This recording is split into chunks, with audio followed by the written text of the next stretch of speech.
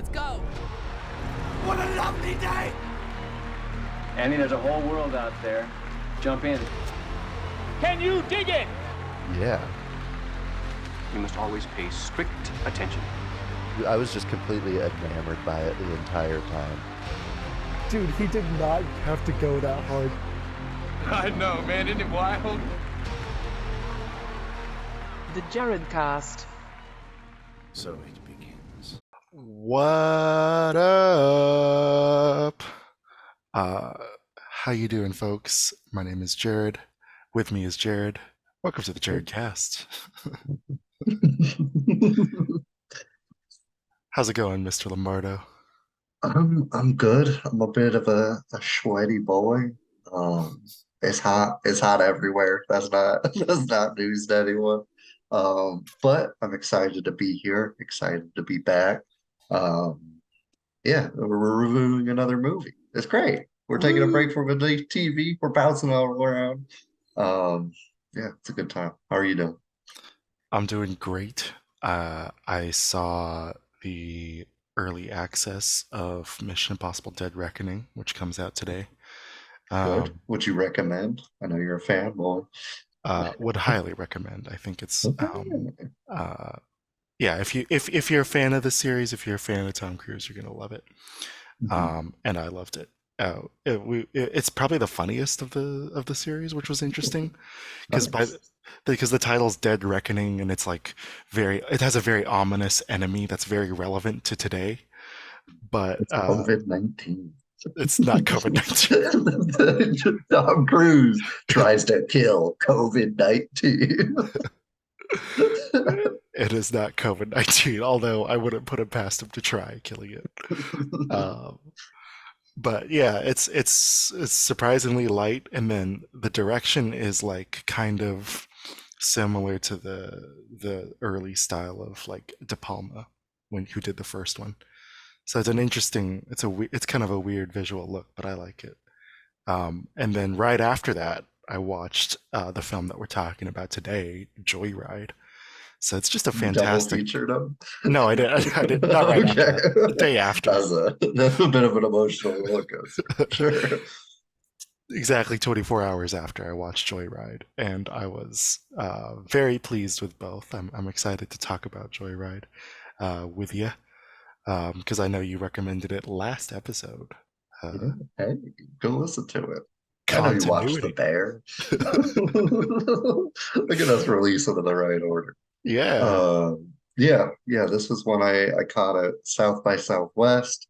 I loved it. I had a great time. I saw it again. We dragged some friends to it, and I had an equally great time. I think I laughed just as much. But before we jump into that, we're still going to talk about some TV, mostly some movies in here. The Emmy nominations came out today for us, earlier this week for you, and so we're just gonna hop through them real quick, say our picks, maybe some predictions. I don't know. We'll see. You wanna start us off with your pick for best comedy? We've got Abbott Elementary, Barry, The Bear, Jury Duty, Marvelous Miss Maisel, Only Murders in the Building, Ted Lasso, and Wednesday. Yeah, I think this is a really good list. I've seen a little bit of Wednesday. I'm surprised it's on there, but I'm also not surprised because it was such a big like cultural thing. I also think it's interesting that they nominated the series but didn't nominate. Oh no, they did nominate Jenna Ortega. My bad. Sorry. Yeah, Jenna Ortega was the highlight of the episode I did watch, so I'm glad it's on there. But I still have yet to get into Marvelous Mrs. Maisel and Jury Duty. I think for The Bear, does this count season 1 or season 2? I think it's just season 2. I think that it's always like the newest season. Okay. Yeah, it's always weird the way they do the qualifications. I think as much as I love Ted Lasso, I would die for Ted Lasso, every single member of that cast. I would die for every single member of the Only Murders in the Building cast. I'm between Barry and The Bear, and I think because I rated the Bears so high last episode, I'm gonna go with the Bear. As excellent as Barry is, and as excellent as Abbott Elementary is, I think the Bear was just. It was funnier this season, and also like yeah, go back to the last episode and you'll hear what I think about it. But yeah, I'm gonna go with the Bear. Yeah, I'm in the same boat as you. My pick is the Bear. I'm rooting for the Bear. I wouldn't be upset if Barry or Ted Lasso won. I haven't seen Wednesday. I haven't seen Murders in the Building. I saw the first couple episodes of Marvelous Mrs. Maisel, but haven't gotten to where they're at. And I haven't seen Abbott Elementary yet, or Jury Duty. I'm slacking in this department. And a lot of them. You would really love Only Murders in the Building. Like, I like the cast. I think it's a great cast. It's great because both Steve Martin and Martin Short get to go crazy as possible, and then Selena Gomez is the straight man. Like, it's perfect. That's awesome. Yeah, I want to give it a shot. I'm with you on the Bear. I love Barry to death. I think this last season was a bit of a downturn in terms of quality, but the finale was fantastic. It made up for like any ill will I had. So I'm still not upset if it wins, but I'm going with the Bear on this one. As far as best drama goes, we've got Andor, which I haven't seen, Better Call Saul, The Crown, which I haven't seen, House of the Dragon, The Last of Us, Succession, which I haven't seen, The White Lotus, and Yellow Jackets. What do you got for best drama? For best drama, I honestly I'm surprising myself. Like, maybe Andor above The Last of Us, because Andor was so interesting. Like, I really am not the hugest fan of Rogue One, but I think it's like it's the best like Star Wars Disney Plus thing, the best Star Wars streaming thing to come out since like Mandalorian season 2. I would say they're both about equal, but and House of the Dragon was also surprisingly strong. I actually really like the villains in that series, particularly Matt Smith. If he counts as a villain, I think everybody's a villain in that universe. But The Last of Us, like, I don't know, man. Yeah, fuck it. Last of Us. It's The Last of Us. Yeah, I agree. I'm rooting for The Last of Us. Better Call Saul would be great. I think The White Lotus is a phenomenal show as well, so I wouldn't be upset if even that got some love. Andor, there's just too much Star Wars, man. I'm not gonna keep up. I'm so tapped out. It's just oversaturated for me. But I'm glad it competes with The Last of Us. That's a shot. What if I told you a great actor from The Bear is in Andor? With that, Which one? Ebon Moss-Bachrach. Yeah, probably still won't watch it. I do think it's great, but yeah, I don't know. Yellow Jackets, the first season was a surprise. I actually really liked it. Second season, still haven't finished it. Like we watched half and then dropped off. I think it was a pretty decent decline, but yeah, I'm rooting for The Last of Us on this one, for sure. The next one is a category we both have not seen a majority of. We're still gonna pick our favorites. Best limited series as Beef, Dahmer, Daisy Jones, Fleischman is in Trouble, and Obi-Wan Kenobi. What do you got for us? For limited, I'm gonna go Beef. Kenobi tried. I think it would have been better as a 2.5-hour movie. I think I know it's not on here, but Swarm, I think I got pretty tired of. But Beef, I watched the entire thing in a 24-hour period. I couldn't stop watching it. I guess mild spoilers. I really, really want season 2 to be about Isaac versus the Filipinos. That'd be pretty great. I would love that so much. But yeah, I really hope that Beef continues because it's really fantastic. And I feel like it's a show that gets me. Yeah, I think Beef is gonna win, and it should win. I loved Daisy Jones. I thought it was fantastic. But Beef is just kind of another level compared to at least what I've heard about all the other ones on this. Yeah, We've I saw a got little bit of Daisy Jones, and it looked like every rock movie. yeah, it is, and it is, but it's good. Because I like Fleetwood Mac, and it's a lot of parallels. Interesting. Best actress in a comedy, we've got Christina Applegate, Dead to Me, Rachel Brosnan, Marvelous Mrs. Maisel, Quinta Brunson, Quinta Brunson. Abbott Elementary, Natasha Lyonne, Poker Face, and Jenna Ortega in Wednesday. I'll start off by saying I haven't seen the newest season of any of these. Only one I've seen any of is Marvelous Mrs. Maisel. So fuck it. Marvelous Mrs. Maisel should win.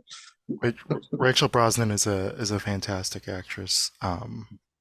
She's also great in this really slow, like, gangster movie.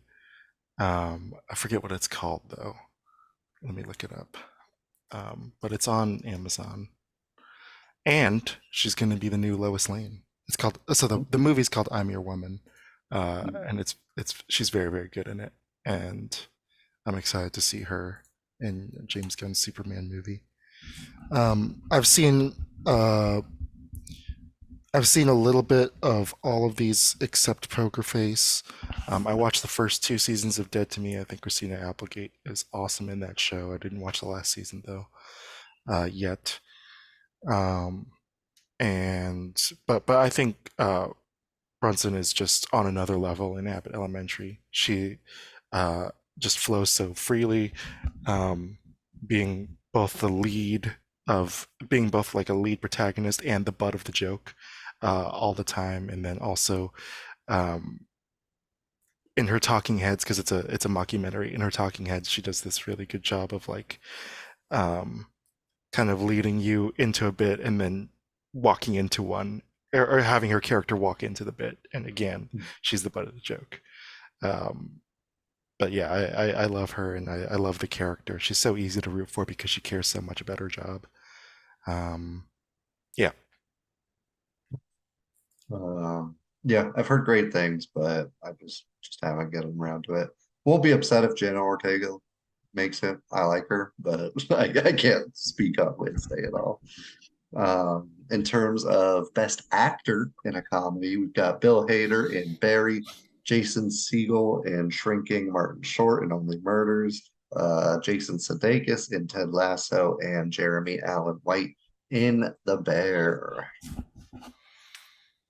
Man, how many nominations does Jason Segel have? That seems like probably a lot. He's been doing TV comedy for a long time. Yeah, How I Met Your Mother. He probably got a bunch of supporting just throughout the years in that. Yeah. I'm gonna go with Sudeikis. I think Ted Lasso is worth all the hype it gets because of him. There are other great actors in that show and other great performances that take the show to the next level. But he is the anchor and the foundation. He's the reason it works in terms of tone. He's the reason I laugh and I cry when I watch it. So Jason Sudeikis is should win again. Yeah. I mostly agree. I just want to see Bill Hader win. I just like him. I just like him a lot. But I will not be upset if Jason Sudeikis wins. Even Jeremy Allen White, I'd like to see. I won't be upset by anybody in this category winning. Honestly, like, they're all great actors. Every show is fantastic. But Bill Hader just has a place in my heart, man. That's what it comes down to. For sure. All right. Got Best Actress in a Drama. Darren Horgan, Bad Sisters, Melanie Linsky, Yellow Jackets, Elizabeth Moss, The Handmaid's Tale, Bella Ramsey in Last of Us, Kerry Russell in The Diplomat, and Sarah Snook in Succession. Interesting. Interesting. This is kind of an unfair one because I didn't see any of the latest ones for these. I'm going to go with Bella Ramsey just because that's the only one I've seen, but I feel kind of bad. I have started Succession, and Sarah Snook is definitely worth the hype. I have not started Succession, but I did love Bella Ramsey in Last of Us. I'm rooting for her. Elizabeth Moss is great. I've seen like bits and pieces of The Handmaid's Tale. Not enough to like have a full opinion. Melanie in Yellow Jackets is pretty good too, but I think Bella Ramsey is far and away my favorite for this category. Did you see Bad Sisters? I did not. I forgot that it was a thing. I don't think I've ever even heard of it, to be honest. It's kind of weird the way Apple markets its stuff. But yeah, Sharon Horgan's great in Game Night. Watch Game Night. It's a fantastic fucking movie. We'll finish it off with Best Actor in a Drama. Jeff Bridges, The Old Man, Brian Cox, Succession, Kieran Culkin, Succession, Bob Odenkirk, Better Call Saul, Pedro Pascal, Last of Us, and Jeremy Strong in Succession. A lot of love for Succession in this category. I did watch The Old Man. I do think Jeff Bridges deserves his nomination, but holy shit, that show is boring. It's like one of the best pilots I've ever seen, and then after that it's like monologue after monologue after monologue, and I'm like, bro, just make this a play. But there's this great one with Jeff Bridges, where because he's like this retired assassin, right? And they're like, I don't even recognize you, and then he fucking kills all the guys, and then there's one of the body cam feeds off of one of the guys that he kills is broadcasting to the agency, and he's like, he sends his dog to attack one of the guys. The dog eats the guy's neck, and then he shoots him in the head, and then he walks up to the camera. He's like, "Do you recognize me now?" And that's the end of the first episode. That's fucking great. Yeah. So, yeah, he definitely deserves that nomination. So does the cast of Succession, from what I've seen. If they keep that up for the rest of the series, which they're nominated, so I'm assuming they do. I would love to see Kieran Culkin win Best Actor in a drama series because he's my favorite Culkin, and that's the main reason he's my pick.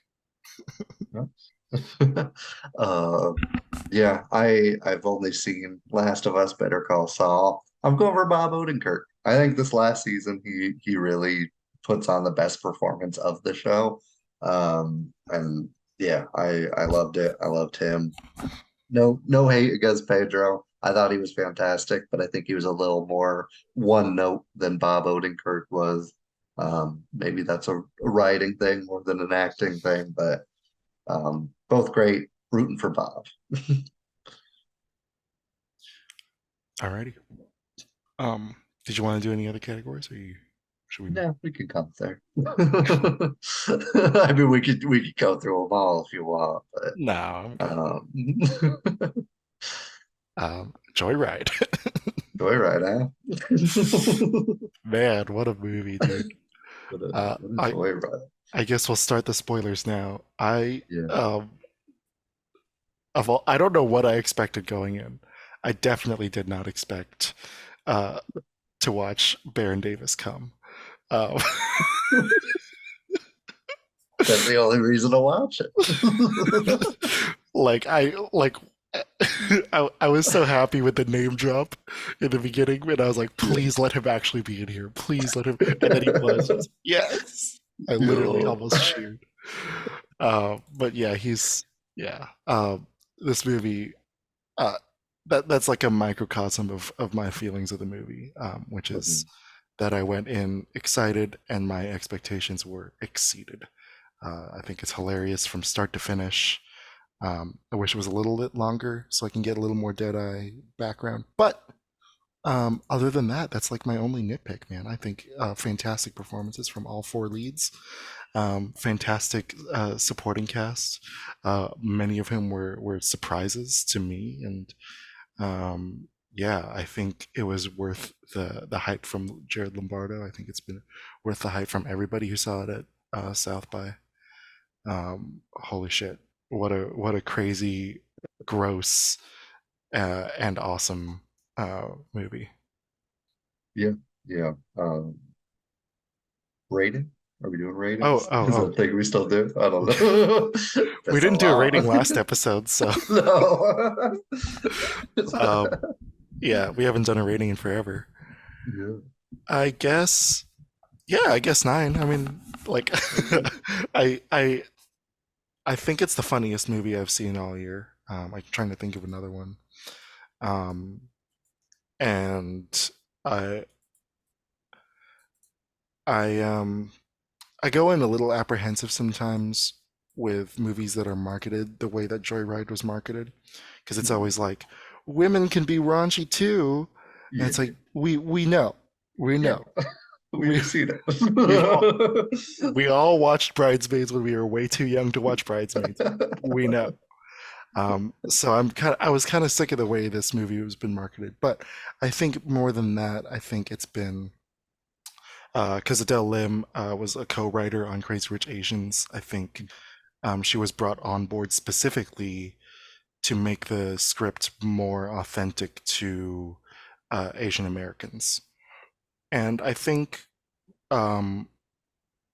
they definitely like start to get there with Crazy Rich Asians. With Joyride, I feel like they get there. I feel like this is a movie that gets me. I feel like this is a movie that gets a lot of people, even though I'm not Chinese or, spoiler alert, Korean. I feel like it's really it's really kind to us while making fun of us. And I really like that. I think yeah, I don't know if you watched Easter Sunday by Joe Coy. That it's weird because they use a lot of cultural like inside jokes, but I think when the movie's overpopulated with that, it kind of doesn't make it like it's not that it needs to be accessible to every audience, but it's like you get sick of it real quick. You get sick of it in like the first 5 minutes. Joyride, it's just really hard-hitting broad comedy with a little Asian spice. And I think that's why it works, is because like, yeah, like anybody from any culture shoving cocaine into their asshole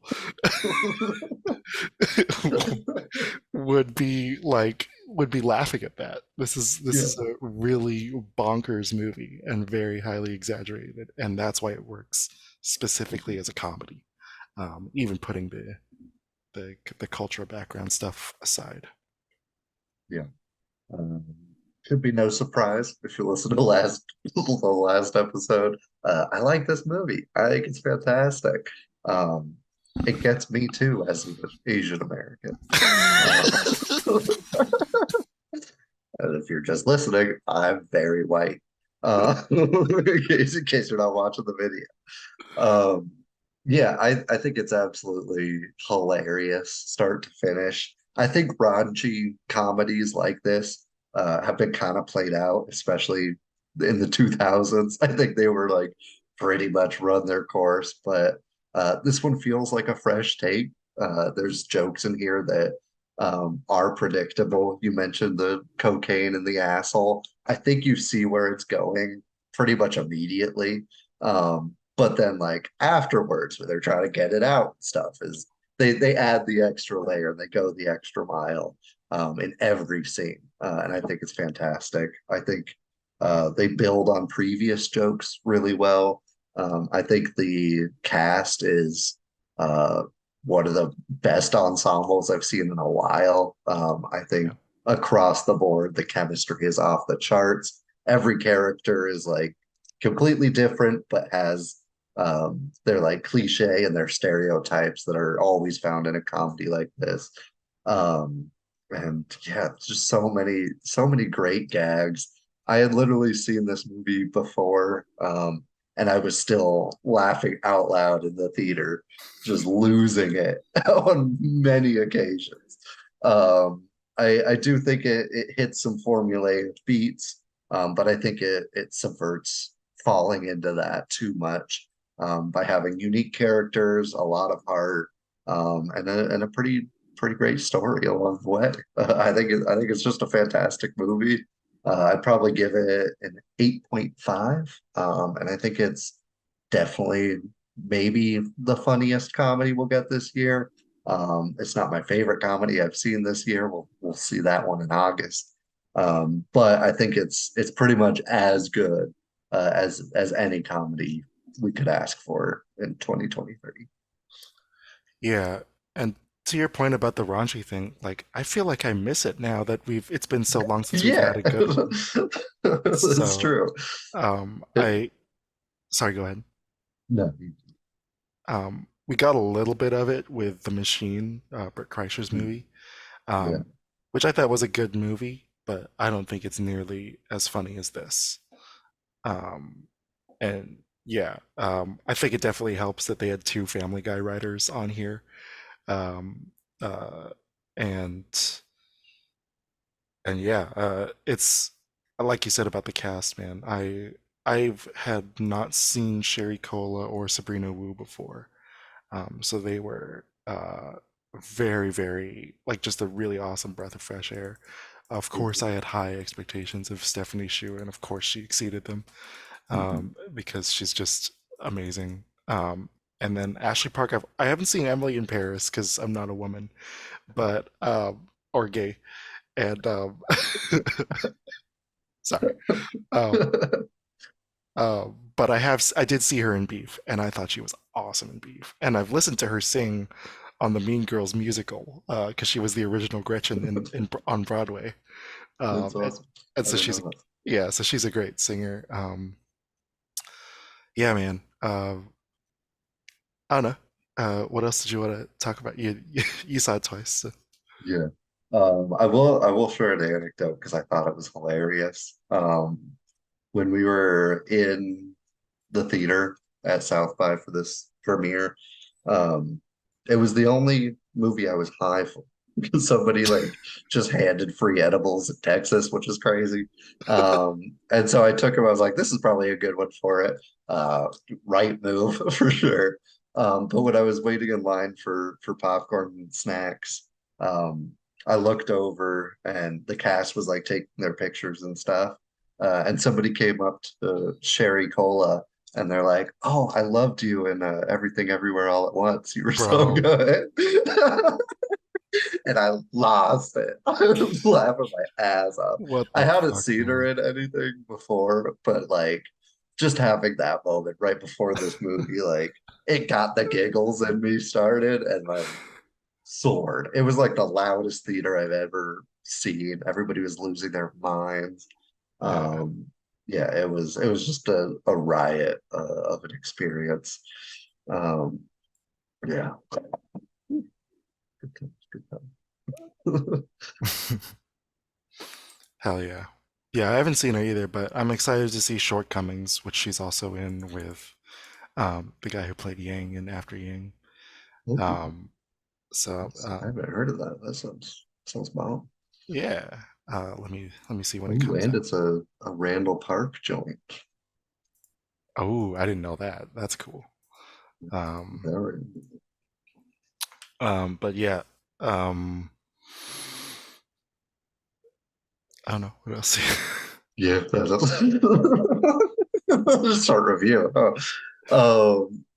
Yeah, I don't know. How did this movie you said it resonated with you as an Asian American. Sure, Um how did that fit in? Because I have no frame of reference. sure.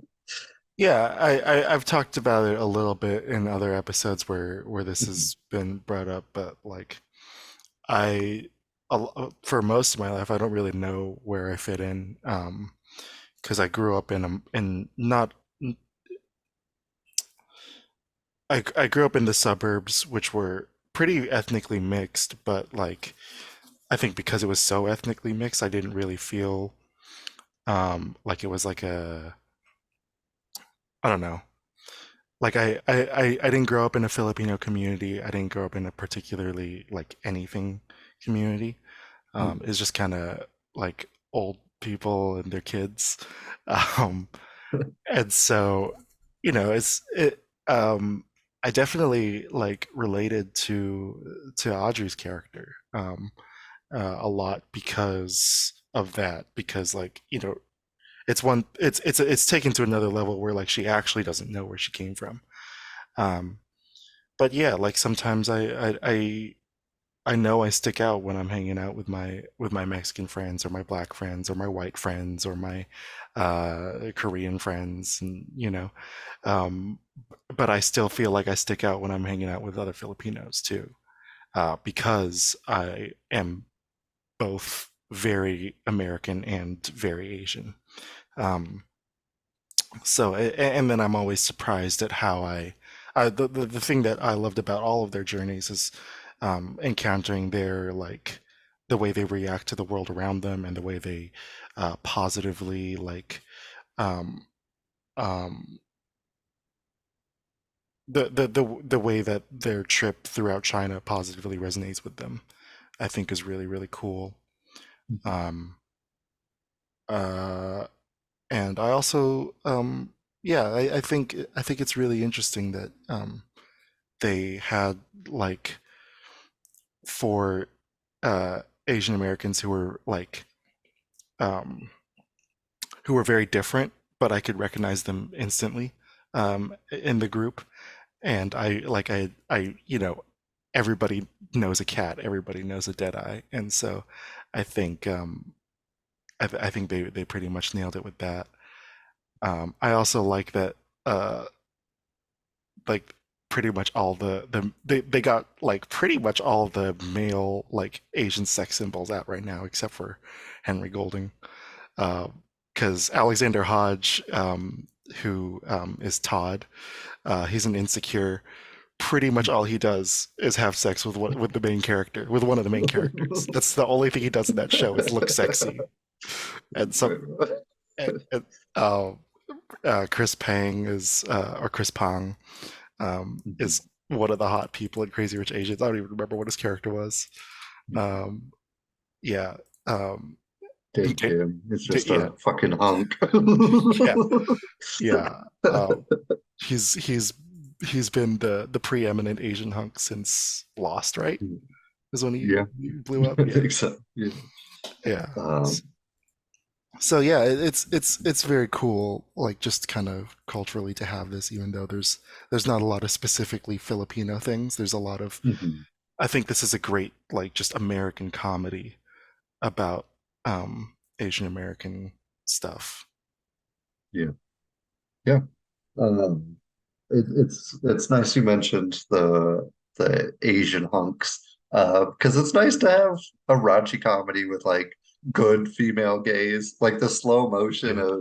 of her husband Clarence when he's stripping is hilarious. It's so good.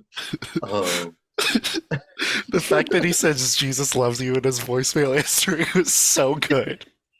So good. yeah, I absolutely loved that character, and Stephanie, like when they kiss and she's like it's just perfect. Yeah, it's great with a fantastic payoff after their Korean WAP cover. Um, yeah, it's cool to see. We've gotten raunchy comedy, female raunchy comedy, but it still felt like more male gazy somehow. So it was nice that this wasn't as didn't do that as much. You mentioned the diversity of the characters, and how they all kind of play their types, and people we all know, Asian American or not. We all got friends like these. Did you have a favorite of the main cast? Oh man. Um, that's a tough one. I think, um,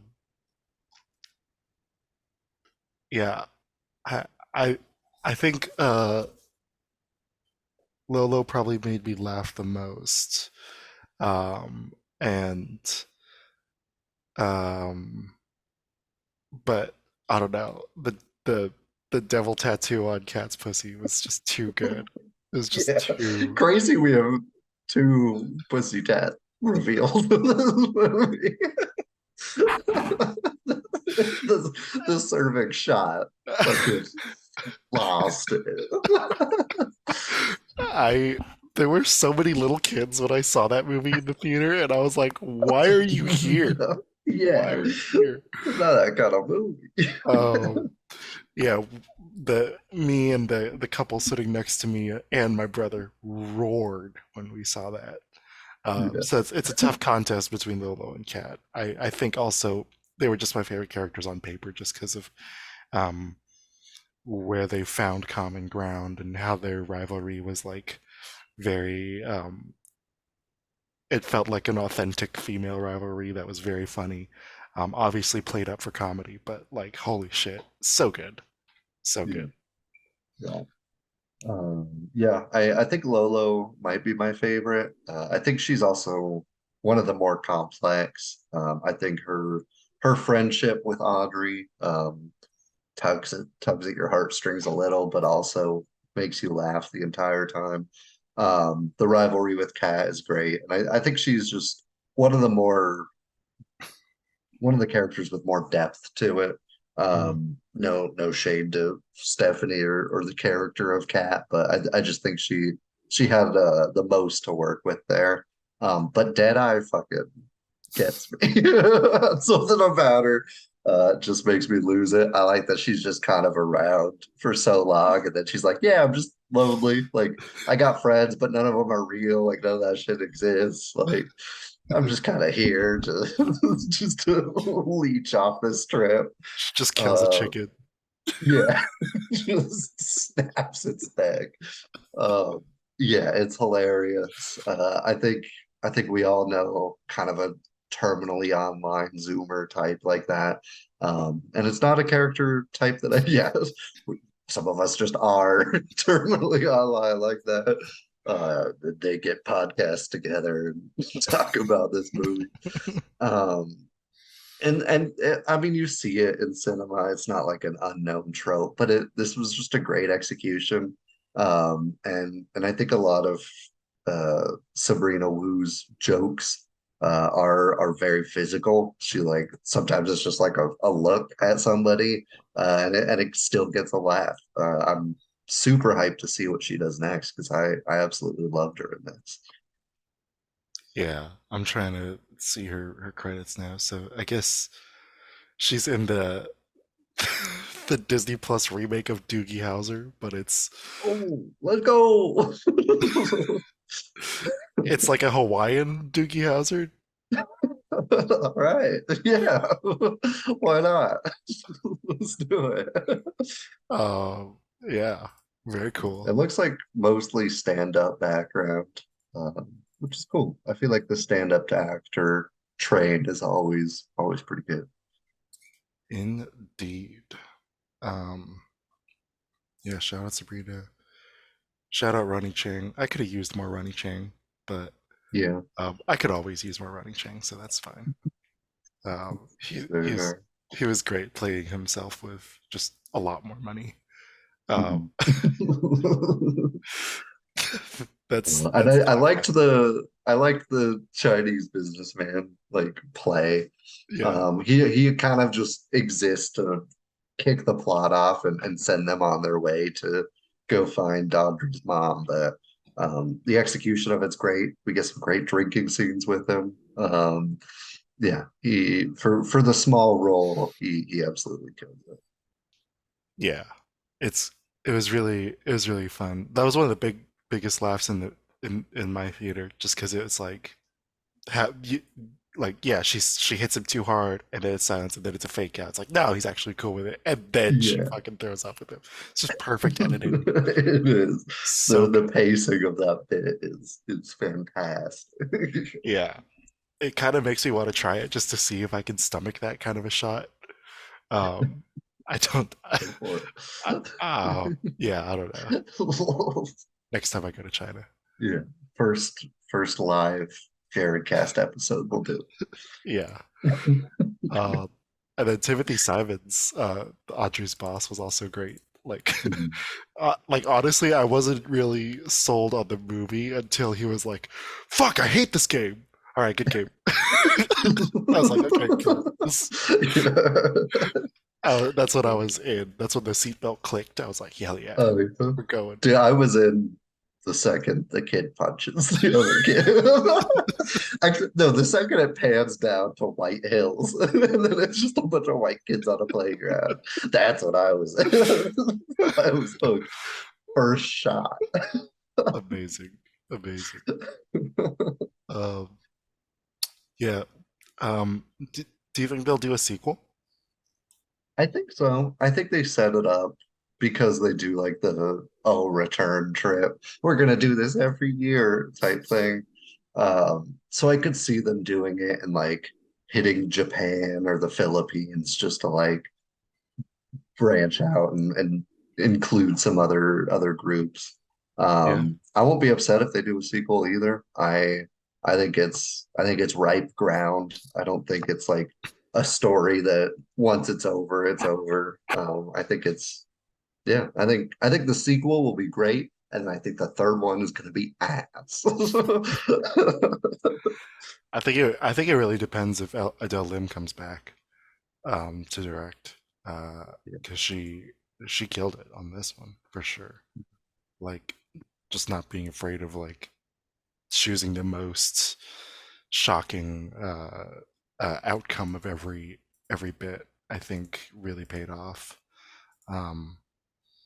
And they got away with a lot. Like, I feel like even the sexual humor, I thought was like, man, I didn't realize like how much I missed that, like just all out, just like laughing at the grossest possible, craziest possible. Tattooed lady.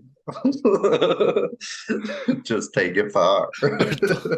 Or like massage gunning a guy's balls, like with the doing the threesome with the basketball players, having actual Baron Davis, actually like boom, yeah. Not actually, but like there, fucking yeah, and he was good too. I was surprised. Yeah. Usually basketball players like are hit or miss as actors, but he was awesome. And I don't know. Is he actually a player in China? I didn't even know. I have no idea. You're the resident basketball fan of us. So. Yeah, I don't know, but yeah, he was like big on the Warriors and Knicks before the Steph Curry. It looks like he doesn't play, but he does like TNT analysis. Oh yeah. Yeah, I've seen him on Inside the NBA. Funny dude. Yeah. I'm happy both critics and audiences like it. I think that's another thing that changed with the early 2000s era, is a lot of those critics, grew up with, the grossest thing they saw was Animal House, and they were not ready for like Tropic Thunder, and they were not ready for like, I don't know, what's another gross one. Hangover. Did critics like The Hangover? I think they did. I don't know. Maybe spoiled. Ace Ventura.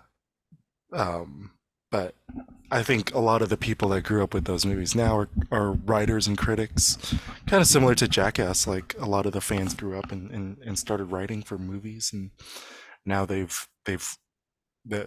looks like the reviews are mostly just people giving this movie the flowers that it deserves. So I'm very happy that it's successful in that way, and I'm excited to see where it goes from here. Yeah. One thing that got me real excited was I feel like culturally in cinema, you see this a lot. We go through like cycles where we repeat the past. Like people get obsessed with like 80s. We get like Stranger Things, we get all that. We get like a brief 90s stint. And now I think we're like entering our 2000s like era, and I love it because this reminded me of like early 2000s raunchy comedies. We had Dinner in America, which felt very like Napoleon Dynamite. Bottoms is straight up like Mean Girls, basically.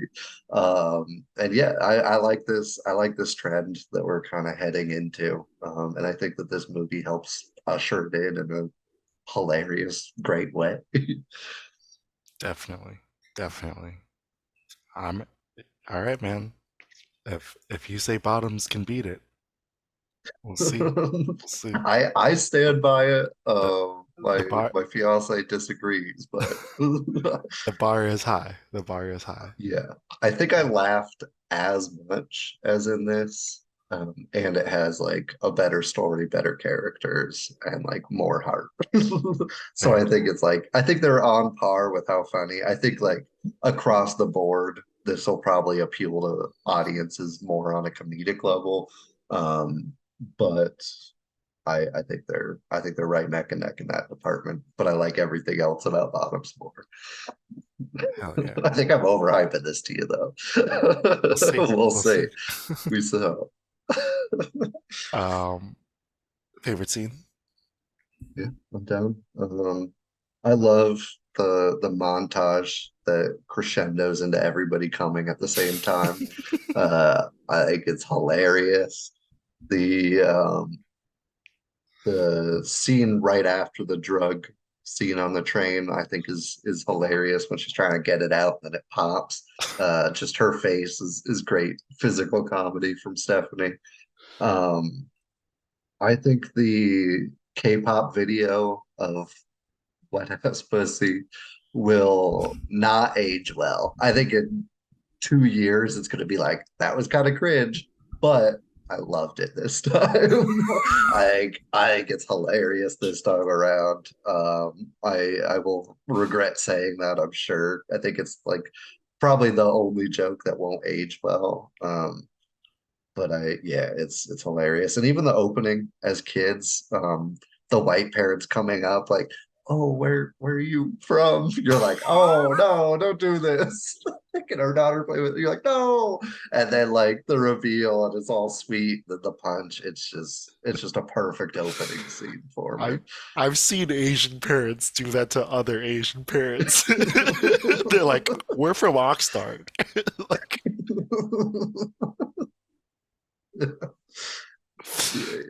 yeah, that's awesome. Yeah, good choices. Yeah, the sex montage is definitely, I think, the one to beat. But when they're frantically trying to take the drugs, I thought that was great. I was laughing my ass off. I really like Lolo's live stream, and it's just so out of left field when they actually cut to like K-pop video style. Yeah. And I was like, what the hell am I watching right now? Just make the music video. That's what makes it great. That's what makes the movie great. They just like fully commit to every single joke. Exactly. And you're like, yeah, this is actually kind of cool. Like I'm actually with this. Like it's not as like I'm not roaring with laughter like the rest of the movie, but like I'm rooting for them. And then her skirt comes off and it's like all hell breaks loose. Yeah. I'm like, what the hell? The setup where she's like, oh, it's like a little sunflower on my inner thigh. And like he's all super religious the whole time. And how it's gonna play out. And it's perfect. Perfect. The way Clarence runs away is so good too. Like, yeah, jumps through the door and shit. Oh, yeah, hilarious stuff. Yeah, I think the sex montage and the pussy tat reveal were the biggest like howling laughter moments for sure for us. Yeah. But for the sentiment stuff, I also like when she visits her mom's grave and runs into her mom's husband. I thought that was really cool. Yeah. But yeah, really great shit. I'm excited if they do a sequel, if Adele Lim comes back to direct, and if Cherry Cheva and Teresa Shao write the sequel. I'd be also down for that.